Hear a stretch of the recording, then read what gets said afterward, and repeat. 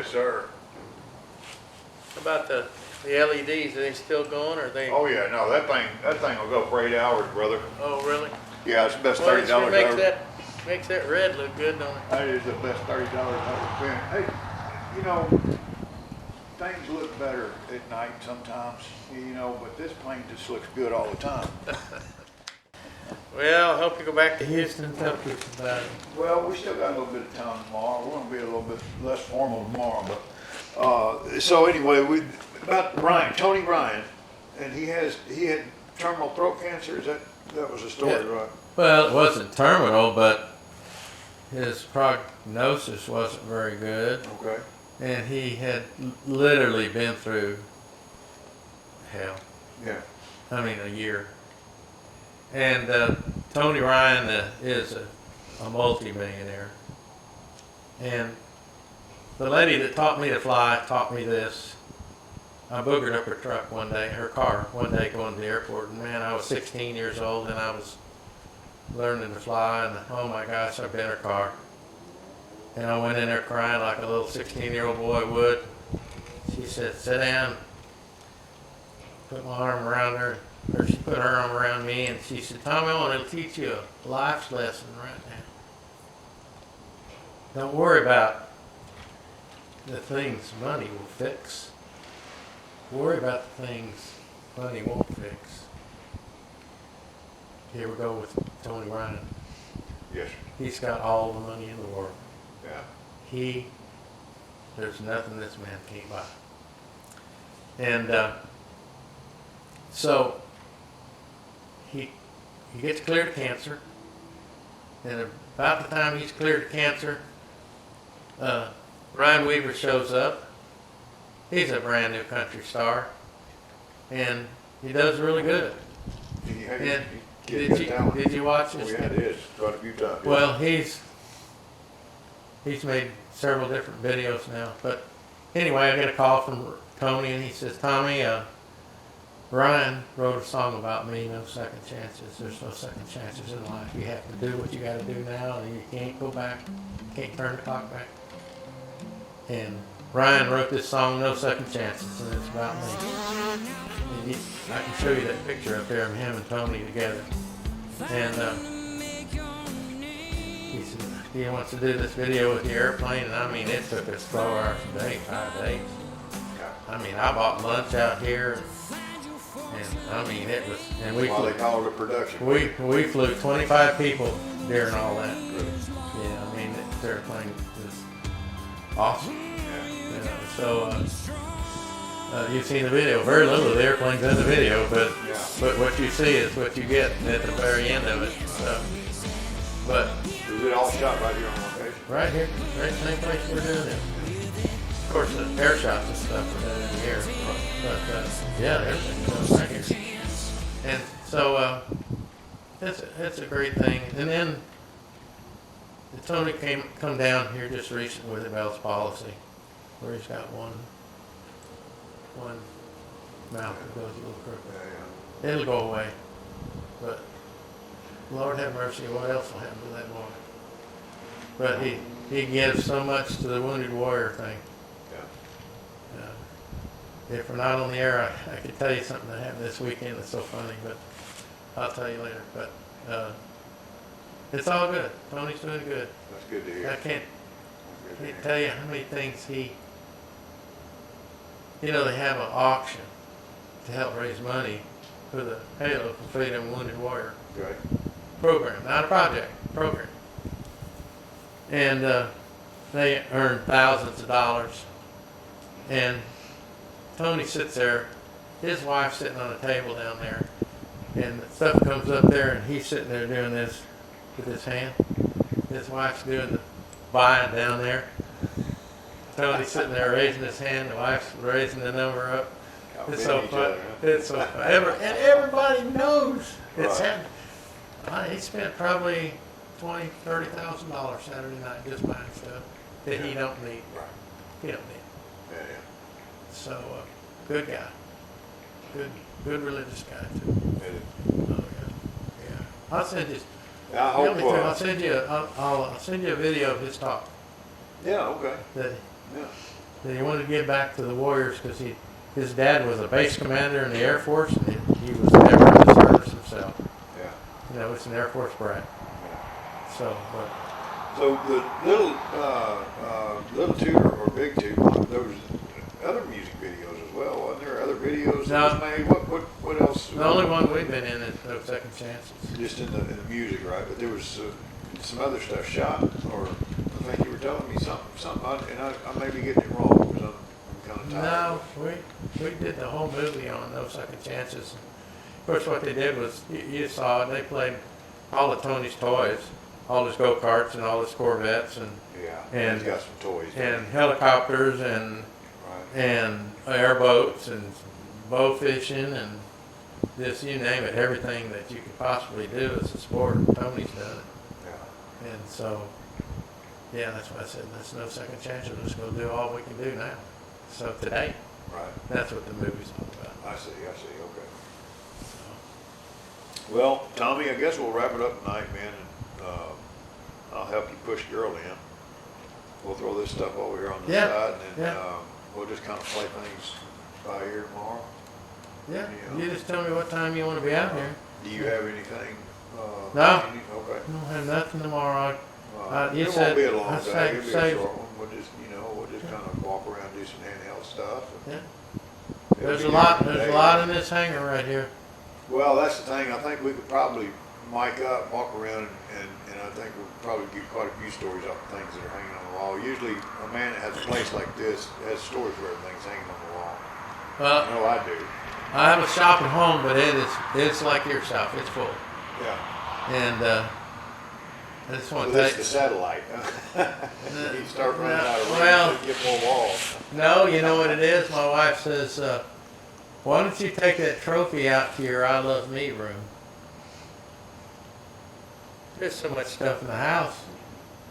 You know, Yeah. that's my I Love Me room. Go out, take it out there to your, she's kidding, but, Oh, yeah. you know, take it out to your I Love Me. How long You put you it been- out there. How long you been married? 54 years. 54 In years. fact, we won the old person's dance at a wedding here 2 weeks ago. Well, we've been trying to win one for years, but you just never were married long enough to win them. Do you know how that works? I do not. Thank the Lord. Everybody get out on the dance floor that's married. So they start a dance. Okay. If you've been married a year or less, get off the floor. Okay, I got you now. If you've been married 5 years, get off the Get out of the floor. floor, right. If you've been married less than 10 or no more than 10, get off the floor. And it goes all the way until you're the last person dancing. And y'all finally made. We finally won one. We've been doing it for years, you know, and so I said, Joanna, I think we're going to win one. Yeah. Don't think we're gonna hit second or third this time, huh? No, there's only one first place. And we go, damn, we only missed that by, 1 year, Yeah. 54 years. In April the 20th Yeah. of this year, 54 years. What's her? Does she have a big part in the plane stuff too, or? She's my partner, Yeah. and she's got a very big part in there, in the airplane. She flies in them, but she don't want to do any work on them. She makes sure I have 3 square meals a day, and You got a magic sock drawer at the house, or you just, for some reason, it's always full? You keep taking them out. my wife never lets my sock drawer and my underwear drawer get Yeah. empty. I've got that same drawer at the house. I got that same. We may shop for furniture at the same place. Women don't get enough credit, No, they don't. especially in the aviation business. There's a thing called A.I.D.S, and it can be in the model airplane business too. It's called Airplane-Induced Divorce Syndrome. Yes, sir. And that's why my shop is at my house. Because if I built out here, she'd never see me. Right. Yeah. And then I'd be out here till midnight or 1 or 2 o'clock in the morning. At home, I just go to bed. Well, you know how far my shop is from the house. Yeah, She well. never sees me.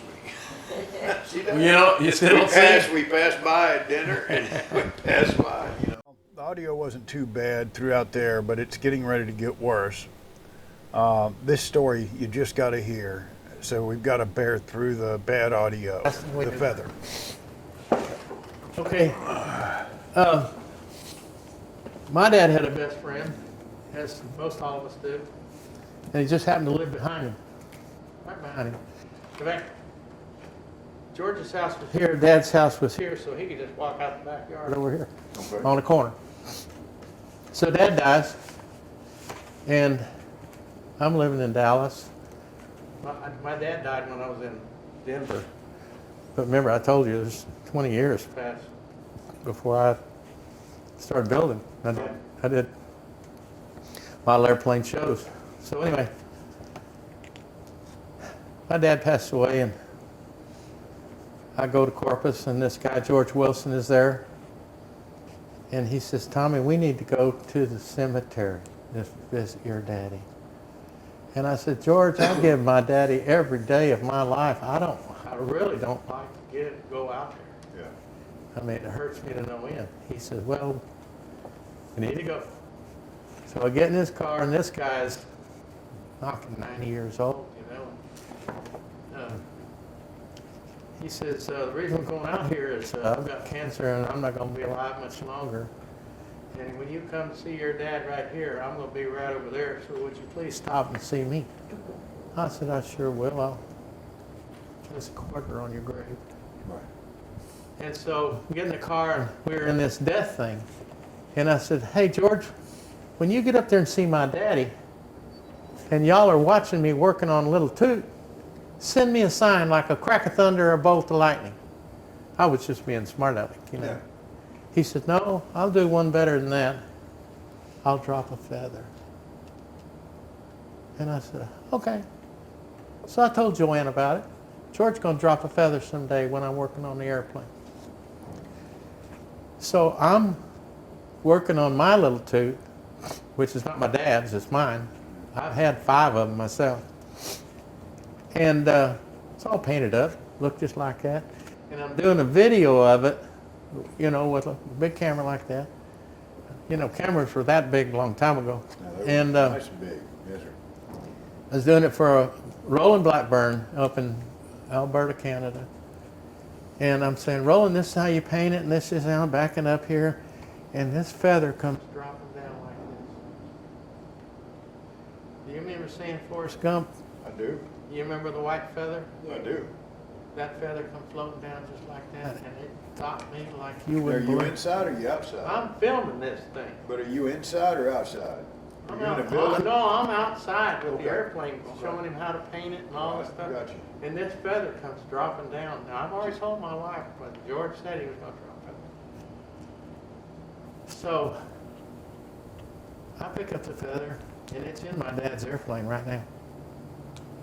Not Did you this. snap? I mean, as soon as you seen that I feather, did. did you know? I did. I said, did you just see that feather? I did. I double top. Yeah. And I've got it on video. Yeah.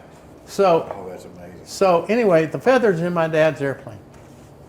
That is amazing. So we go to Oshkosh, where all the big awards are given, Right. where people told me I could never win with that airplane at Oshkosh.